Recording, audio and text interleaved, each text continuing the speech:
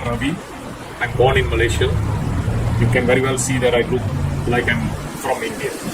That's because my grandparents came from India, probably back in 1900s. My first grandpa landed here in around 1902 during the British era, and he never got to look back.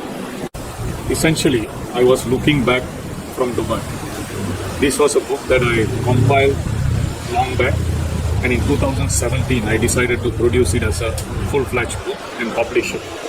So that was my family in 1971.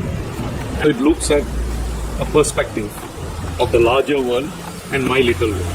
So I started off from 1800s when the British influence started, all the way through, and if you look at this picture of a mug over here, this was a mug given by the plantation company to my parents when they were celebrating the 150th anniversary.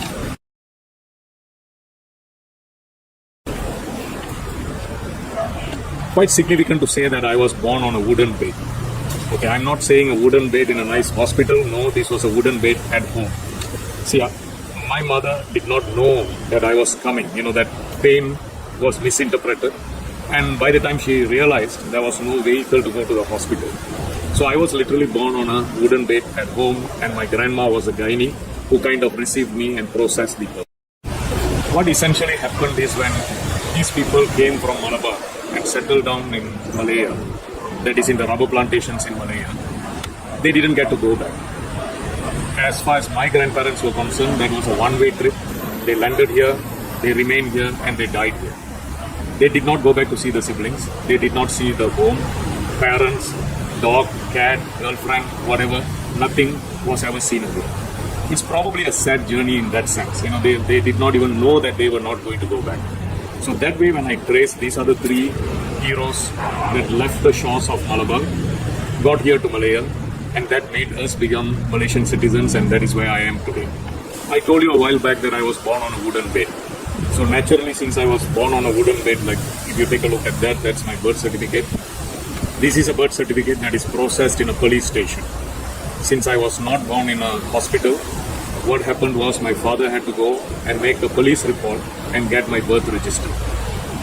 As a kid growing up in the plantation, the first usual fate is that you might become a rubber tapper just like your parents, unless you break out of the poverty by way of education or by way of finding a job elsewhere.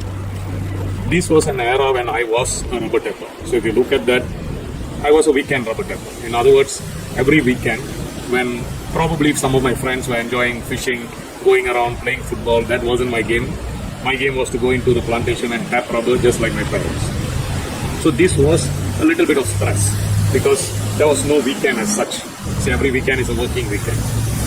And that gave a little bit of help to the family, but it also gave a push to me to say that I have to break out of this and get out. So the help I had was education. Education was accessible in Malaysia for anyone, whether you are in a plantation or whether you are in the city. Let me ask you a very quick final question. Did Queen Elizabeth fail my grandparents? Why Queen Elizabeth? Okay, when I was born, I only know Queen Elizabeth as a monarchy of Great Britain. Britain ruled India, Britain ruled many parts of Southeast Asia, and that was the core reason why my grandparents got here. There were plantations being created in Malaya, thousands of acres of rubber plantation. These were owned by the British companies, and my grandparents came to work either in the British Railway or to work in the rubber plantation owned by these British companies. They are one-way trip from home to Malaya. Why do I say one-way trip? Because they never went back. One way or another, something cropped up, World War II cropped up. There was not much of ability to get back, and they were just basically stranded in inverted commas in Malaya. Coming back to Queen Elizabeth. Yes, Queen Elizabeth did not directly rule any part of these countries, but we had those British companies that was owning these plantations and were looking at the workers working there. Great Britain gave independence to Malaya.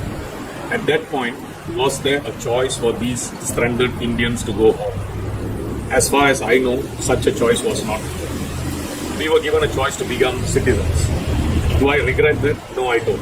So, would I say that my grandparents were failed by the British government, Great Britain, or Queen Elizabeth?